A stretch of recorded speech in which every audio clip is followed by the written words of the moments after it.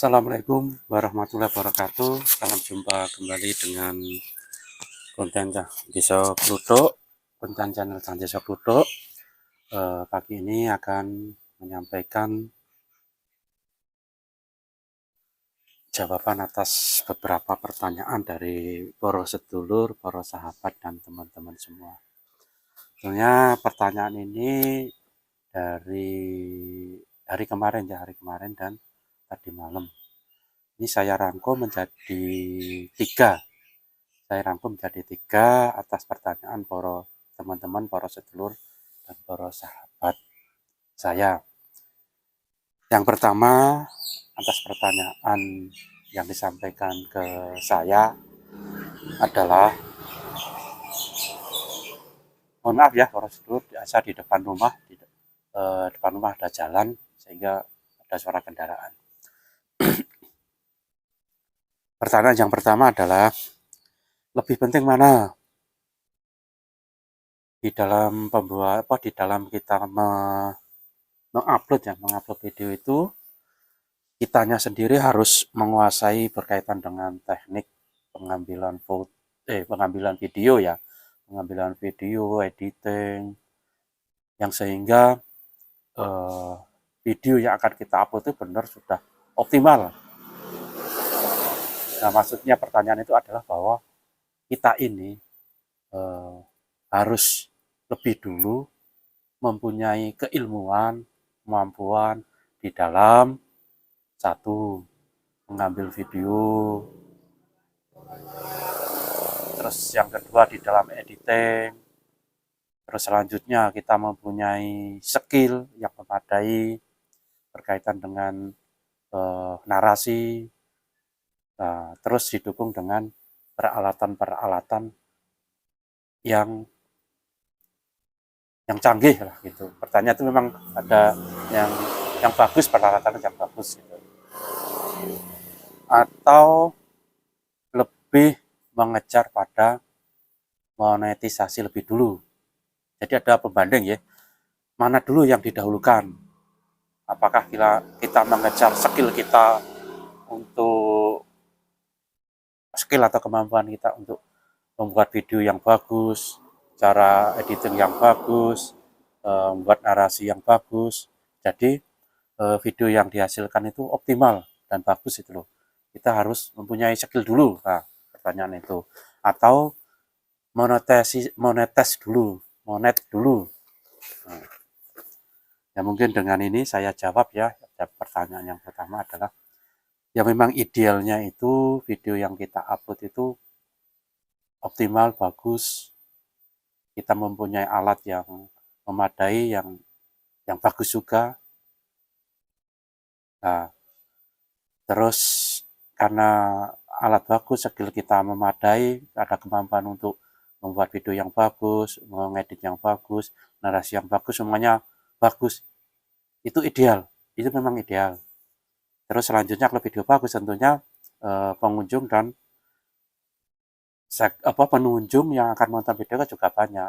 Itu ideal, memang ideal, sehingga monetasi, sehingga kita cepat untuk monet. Itu ideal. Hanya saja bagi kita YouTuber pemula yang mana kemampuan kita juga terbatas, terus aktivitas keseharian kita itu, bagi teman-teman ada yang sebagai pelajar, kan optimalnya kan kewajiban untuk belajar, mahasiswa juga untuk belajar. Terus teman-teman yang keseharian utamanya adalah bekerja, ya juga bekerja.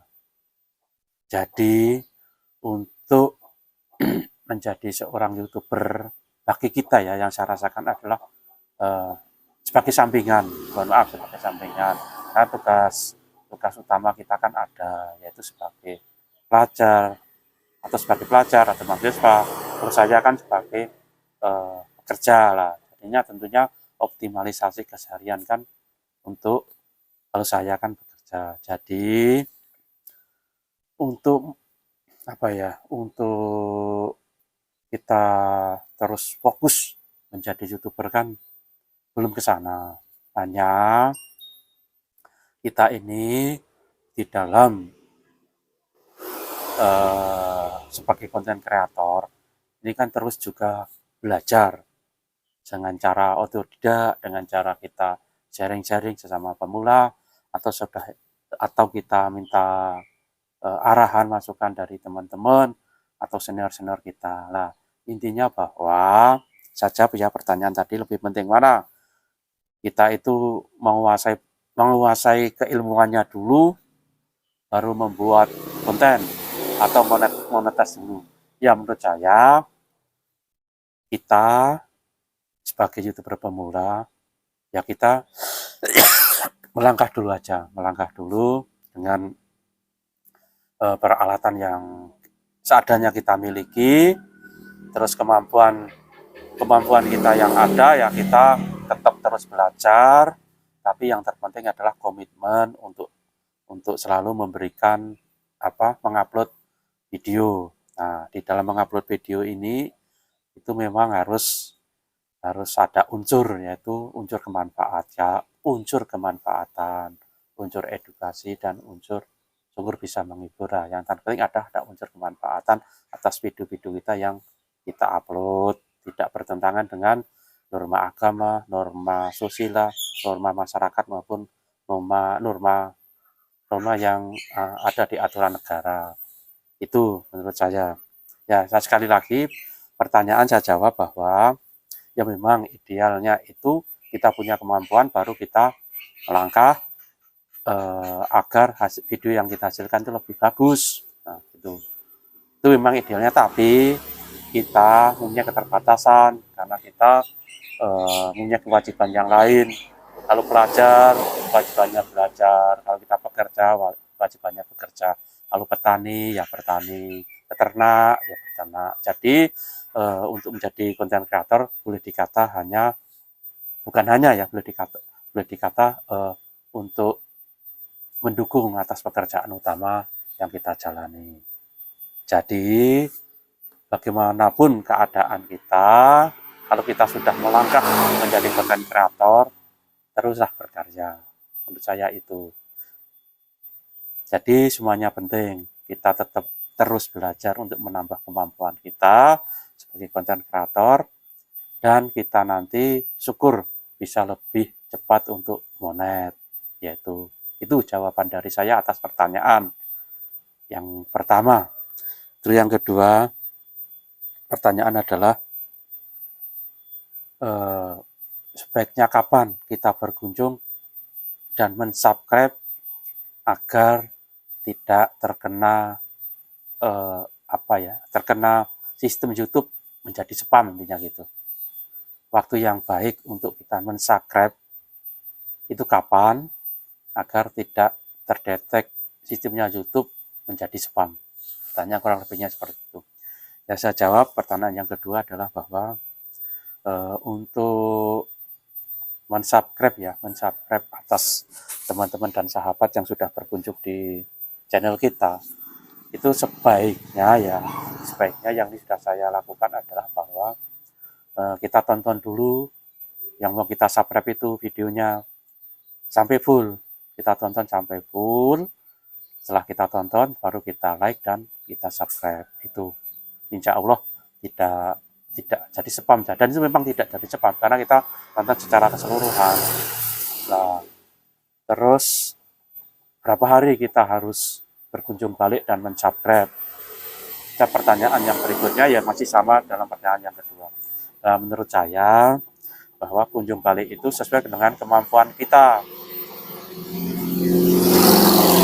Sesuai dengan kemampuan kita dalam artian bahwa karena kita juga ada kewajiban sebagai pelajar dan sebagai pekerja ya, itu di waktu-waktu yang tersedia. Waktu-waktu yang tersedia ya, maksudnya adalah bahwa itu tadi sesuai dengan poin yang pertama, kita bisa nonton video yang akan kita subscribe secara full. Jadi intinya meluangkan waktu untuk berkunjung. Itu kita harus ada punya spare waktu untuk berkunjung. Monggo waktunya bisa disesuaikan dengan situasi dan kondisi dari teman-teman semua. Terus berapa hari, dalam 1 hari berapa yang harus kita subscribe, monggo nanti sesuai dengan kemampuan teman-teman semuanya. Karena ada mohon maaf agak sedikit batuk. Kita juga untuk nonton video dari teman-teman itu juga memerlukan jaringan internet. Maka dari itu disesuaikanlah ya. Kalau tidak mempunyai WiFi kan tentunya pakai kuota data lah, itu monggo sesuai dengan kemampuan teman-teman yang ada. Yang terpenting untuk berkunjung balik ada komitmen lah untuk berkunjung balik kepada sesama pemula yang sudah berkunjung ke channel kita. Ininya gitu. Terus waktunya kapan ya? Waktunya menyesuaikan diri kita sendiri. Yang penting ada komitmen untuk niatan, keikhlasan diri berkunjung balik yang sudah berkunjung di channel kita. Itu jawaban yang kedua. Terus pertanyaan yang ketiga adalah, ini dari teman-teman yang, mohon maaf ini, karena kemampuan kita juga terbatas ya, ada saudara-saudara kita, teman-teman kita, sahabat-sahabat kita yang yang apa yang untuk jaringan akses internet juga susah. Nah, ini ada pertanyaan yang dititipkan ke saya untuk mengulas ulasan dari Bapak Insan Tutor ya. Setiap beliaunya mengupload agar minta untuk disampaikan gitu. Karena teman yang tanya ini juga pertama untuk akses internetnya juga susah, terus dia juga untuk kalau setiap saat untuk nonton YouTube ya harus memerlukan effort yang lebih memerlukan effort yang lebih lah intinya gitu lah.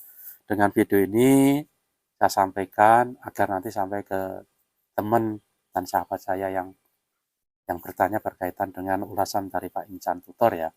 Ya mungkin yang bisa saya sampaikan dari ulasan Pak Insan Tutor adalah bahwa kita sebagai konten kreator ya, yang pertama itu harus mempunyai niat dan semangat yang kuat lah ya, mempunyai niat dan semangat yang kuat. Terus yang kedua adalah bahwa di dalam kita untuk menjalani sebagai konten kreator harus tabah, karena di sana banyak halang dan rintangan.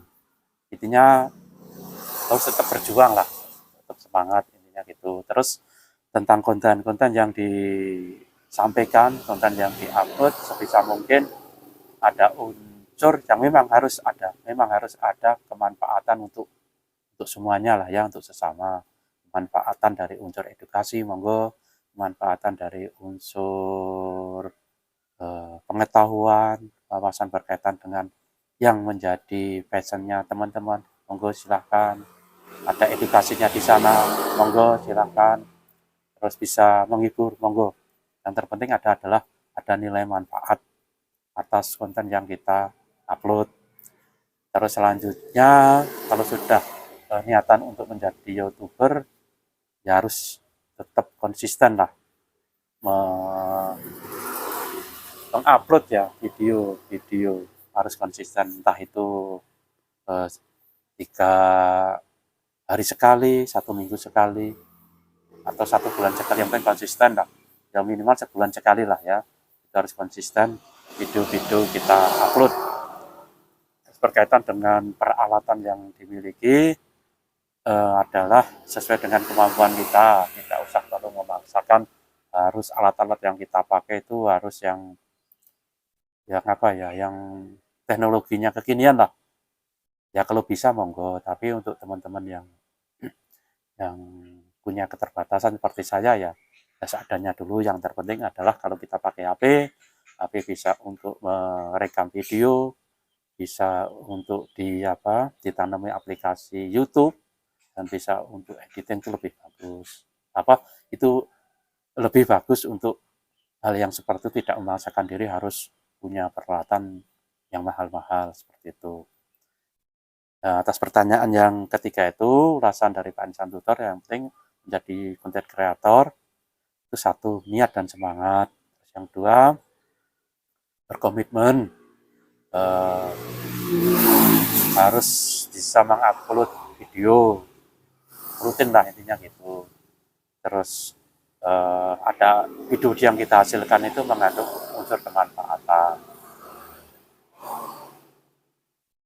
Itu mungkin ini saja yang dapat saya sampaikan atas 3 pertanyaan.